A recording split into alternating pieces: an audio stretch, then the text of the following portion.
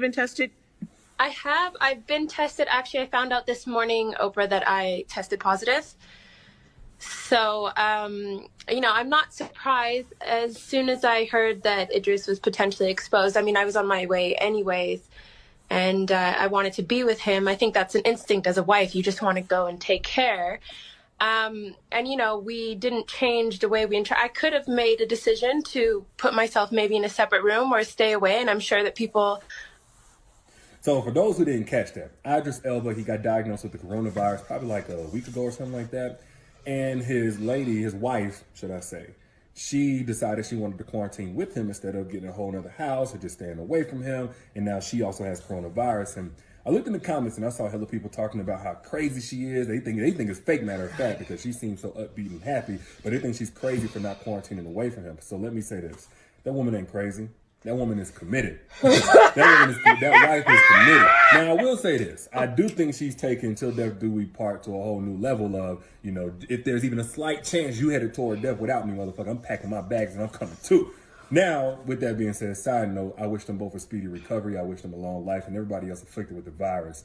But this whole topic of quarantining and being in a real relationship has made me see something, man, I didn't notice before. A lot of people can't relate to even just being in the same space with the person they chose to be in a relationship with for this long. Like, it's making a lot of people struggle. And it's exposing the fact that a lot of people don't know what it's like to be in a real relationship because they're so used to tolerationships. Like, where you're so busy, your life got you here, your life got you there, it occupies your time so much, you only have to really tolerate the person that you say you're in a relationship with for 1 or 2% of your whole life. Just when you want sex, just when you get super lonely, just to say you got somebody. But quiet as kept, real relationships, they consist of times like this. The whole quarantine thing ain't nothing new to a person that's in a real relationship with somebody. If y'all can't quarantine together, y'all probably don't need to be together. Call me what you want. Oh, God, okay. Okay, listen. All right. You know what? Oh, I can't wait to dive all in and out through this right here. Do you know what? If you're new to my channel, I'm going to introduce myself. I am Tonya TKO. I'm a self-love specialist and matchmaker from TonyaTKO.com. I hope you learn how to love yourselves and one another. On this channel, we use viral video topics as teachable moments for self-love, relationships, and dating in our own lives. So I want to give a special thank you to Lauren for sending this to me. She made me come out of my queen under quarantine in order to make this video. You know what, let's start out this video because I want you to start putting your comments down below. I want to hear what are the orbitals that you heard. Now, this is only a portion of his video. I had to cut it. I had to cut it. What was that thing? Something. You got to cut it. I don't know. I had to cut it. I had to cut this video. He's conflating two different issues, and I want to dive into the two different issues that he's conflating. One is a Black woman's sacrifice, and then the other one is what makes up a real relationship and whether or not a real relationship is one under which you are enmeshed. I'll use that word. Enmeshed with your partner. So first, let me start out by saying yes, oh yes, honeys, for those of you who know, my vitamin E is on sale right now on my website. This is my look with not a stitch of any type of foundation or anything on my face. So if you all know about my vitamin E, I did announce it to the mailing list. So if you know, it starts shipping in May. I sell this once a year. Let this be your year that you get it. All right. Oh, let's jump into this. I don't know why I'm surprised. You know, I don't know why I'm surprised. There's so many of you out there who look towards Derrick Jaxn for your pump up, or you want to be pump up. So you go to Derrick Jaxn's that have smoke blowing up your ass. But at the end of the day, Derrick Jaxn is still a man. And of course, you expect for a Black man, to be praising a Black woman for sacrificing, for self-sacrificing, for putting someone else first, for putting her relationship first. Because at the end of the day, this is what is embedded in us as a culture, isn't it? Let's go forward. Second point, number 2. You know, not only is it embedded into Black men, but it's embedded into us as women too. I took a look through some of those comments, and the comments on his page were all talking about, oh, I can't leave my man, so my man's gonna be up underneath my man's. Oh, my man's, we pray for us, all pray. Now listen, let me start out by saying, listen, I know if they were coming into contact with one another and the incubation period is 14 days, there's a high chance that she was going to come down with the coronavirus anyway, right? So when people saw them together, you know, people were like, oh, why is she still there with him? Blah, blah, blah, blah, blah. But if they were interacting, by the time he found out that he was infected, there's a high chance that she was probably infected too, unless, you know, he was traveling in and out and this, that, and the other, and he wasn't really there and just blah, blah, blah, right? But let's go forward. Let's go. As women, my point number 3, as women, it is embedded in us to nurture, to want to nurture. And for men, it's embedded in them to want to protect. This woman being praised for wanting to nurture. But at what point does the instinct for this man to want to protect her kick in? Because it's like, okay, as a woman, you know you're going to want to be with your man, right? But a man who is worth the hair on his testicles will not allow you. He will not allow you to put yourself in danger, at risk of infection, of disease, which may run rampant through your body in a way that's different than the way it runs through his. Everybody's immune system is different. And we're going to talk about the pregnancy rumors in point 10, right?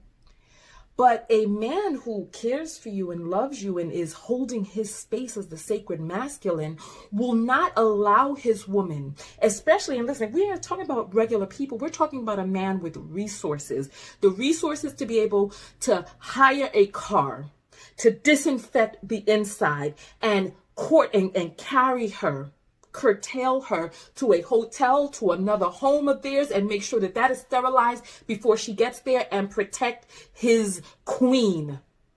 A man who's worth the weight of his nuts would have already seen to that. So I'm stunned by this whole situation. Look, let's go forward. My point number 6 is, I remember this saying that used to go, I can't help the poor if I'm one of them. Well, you know what? You can't help the sick if you're one of them either. And how much is it worth to a family unit to make sure that both heads of this household are not going to succumb to an illness? The future mother of your children, the future, the person that you love who may be able to have a future without you. How much is it worth to you to be able to protect this person so that this person may be able to do other things in this world, to be able to carry forth your wishes, to be able to whatever? But let's go forward. Number 7. You all remember how she was in that video sitting next to him doing the absolute 1000%, 550 degrees broiler for toast most in that video when he announced that he had the corona, and she was sitting there behind him like, oh, no. I mean, it's no wonder that people thought it was fake. With all the face that she was giving, I wouldn't have been surprised if the little lady needed herself a fainting couch for her to just collapse back onto during that video. I was like, you know what? It's no wonder people don't take this seriously. I mean, look at this, the tomfoolery. We know he's an actor, but we know who's the real ham in that family. But nonetheless. Number 8, let's talk about this. As late as December 2019, there were pregnancy rumors that this woman was pregnant, even so much so that there's some of you out there who still think that she's pregnant, and you came forward and was posting this. When I first heard it, I was jarred, right? I was jarred. And this is the underlying premise for a lot of this video right here. So I was jarred when I first heard about it, right? And I was like, you know what? If she's pregnant, she definitely doesn't need to be around there, because we don't know what effect this may have on a fetus, on an unborn human, on the woman who is carrying this fetus. We don't know, because we all know that mothers hold a very special place on earth, and that is the continuation of our species. They are the gatekeepers for all life on earth, right? And it dawned on me that at first when I saw this video, I was like, well, you know, she probably has it anyway. That's why she's in the video with him, right? But then when we think about the importance of women in this society, the womb holders, and when I thought for a moment about her being pregnant, I said, you know what, she needs to get the hell out of there. There's no way that a responsible man would allow his pregnant woman to be in the home with him while he has coronavirus, right? And then I thought, you know what? She's precious, not only because she is pregnant or has the potential to be pregnant, but because he loves her. She's precious because he loves her, right? Well, she's precious in other ways as well, but I'm saying in that relationship, why is it not enough for her worth and her value and her preciousness to be safeguarded and safe kept just merely on the fact that he loves her alone? I remember there was this post that went viral about a week ago. I thought it was some BS, and the way people were arguing on this post, I was like, this is just nuts. But the post was basically like, make black women soft-spoken and feminine again, right? And there were people arguing on the post like, yes, Lord, oh yeah, well, make them, right? And I commented on the post, and I was like, you know what? First of all, we talked about the natural inclination of women to want to nurture. It's embedded in us to want to nurture, right? It's embedded in us to be soft and feminine. And I mean, femininity is it's a part of our essence, right? If black women were given the space to be feminine, because see, what's happening is that black women are taking on the role of protector, and many of us as provider as well. So it's like, it's too conflicting, because it's like, you know how they say a thing can't be in two places at one time unless you're a proton and you're Neil deGrasse Tyson. That's neither here nor there, right? But a person can't be in two places at one time. You cannot hold two spaces at one time. So it's like, while we are upholding and praising black women for being this all strong person, she's not able to rest in her feminine while she's protecting and providing for the family and all this other stuff. If the space was held and created for her to be feminine and relax and rest in her femininity, yes, what would this look like? What would we learn from this if Idris was like, you know what? No, my baby is going to be in another location. And they did this. They could be there, and they did this on Skype. Now, even if she wanted to be there with him, the protector in him, like the nurturer in her, would want to be there. The protector in him can disallow it and say, you know what? No. Even if you don't care for your own self, I will care for you. Even if you don't care whether you die, I care. And even if I'm not going to be here, I'm not going to allow you to go down with this ship. But for far too many of us, the natural stance is, of course she's going to go down with the ship. Let me ask you all this question. How many of you out there are big sisters or little sisters? I want to ask, do you think that she would be up and behind her sister, flesh of her flesh, blood of her blood, who passed through the same canal as she? Do you think that she would be there behind her sister, doing the 1000% most behind her, talking about, oh, no, or behind her sister, her blood, her relative, the person she grew up with, her sibling, the closest genetic match on earth to her sister? Do you think that she would be in the video with her sister like that? Would any of us expect her to? But the expectation that we have is for her to be sitting up there, up underneath her man, making Academy Award-winning faces behind him. And I'm thinking to myself, you know what? As black women, there are far too many of us. I'm going to say this, right? I'm going to say this. I am both an older sister and a younger sister. And when I was displaced, right, because you all remember when I was displaced, I was living in my car. I came out, I did the GoFundMe for and I raised $12,000 in 7 days, but the displacement persisted. The displacement that I ended up embroiled in was far greater than just being able to be delivered from it financially. It got to the point, and you all remember, I stopped making videos, I stopped doing all of that, and it got to the point where I was in dire need. I had to turn to my family, right? I had to turn to because at first I was keeping it a secret because, you know, Tonya's so successful and this, that, and I didn't tell people. I wanted to do this on my own. I wanted to show that I could do it. I didn't want to burden or bother other people.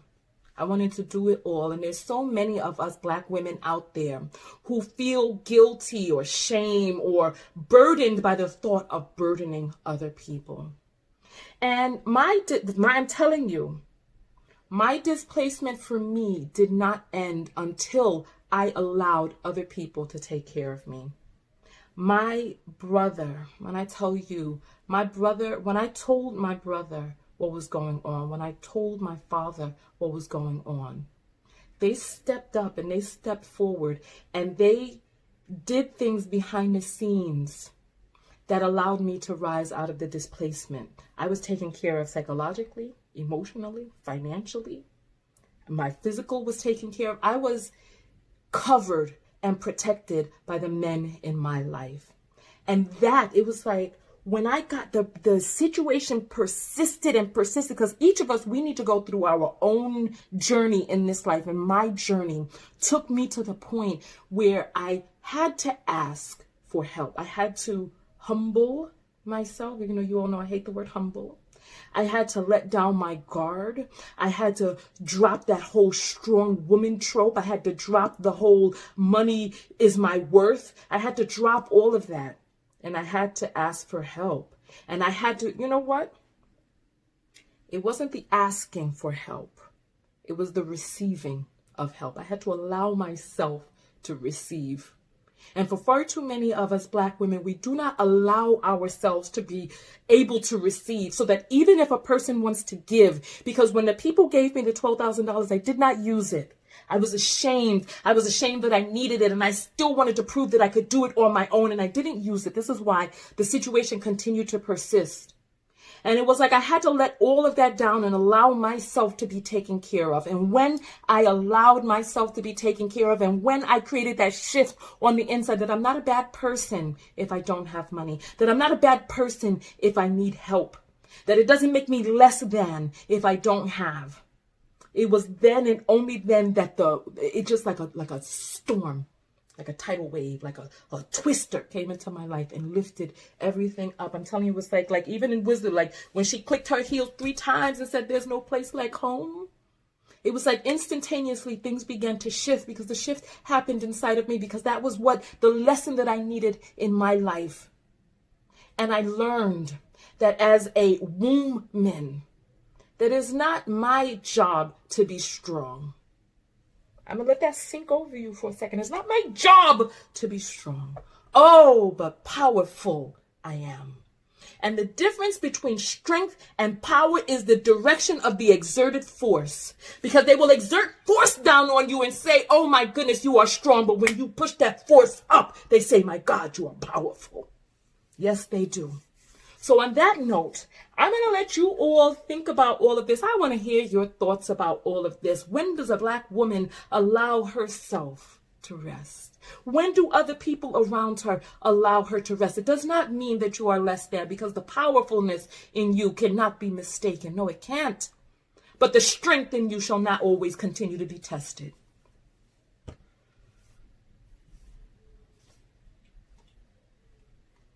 And on that note, I will see you all in the next. Oh, you know what? We never got to the second point that I remember. I wanted to do 2 points in this video. The second point about a real relationship is introversion. There's some people out there who are introverts. Derrick, Jaxn, you are most likely an extrovert. So, of course, to you, you know, being up underneath your mate and all that other stuff may be ideal for you. But there are other people who are recharged by having that alone time, being with themselves. And there's a part of me that feels like there was a little bit of shade being thrown at our beloved Chrissy. Because remember, she put up that post. And you know, vloggers, we read each other's stuff. I feel like a little bit of shade was thrown at her when she put up that post Post about how, you know, she never realized how much her man works and how she really needs some time to herself. And does that mean that it's a situationship? And she put up INTJ at the end of it. The girl is an introvert. There are people out there who are introspective, introverted. I happen to be an extrovert. So for me, I thrive on connection. I thrive on being with people. I thrive on broadcasting. And as you see, I broadcast my face. Chrissy does not broadcast her face. Derrick Jaxn broadcasts his face. He speaks very fast. This, that, and the other. And I feel like he was also throwing some stuff in there because he just recently got married last year. And then now all of a sudden, he's doing what people do. And I'm married now. This is the difference between a wife and a girlfriend and a husband. This is what a real relationship is like. But there's some people out there who are introverted, and that's okay. There's so many people out there who are like, oh, you know, if I'm going to get relationship advice, I'm going to get relationship advice from somebody who's been married 70 years, 50 years, 40 years, put whatever number on there that you want to. When you don't realize, listen, a relationship that started damn 50 years ago, things are very different now in the Tinder age. Listen to what it is, let me tell you.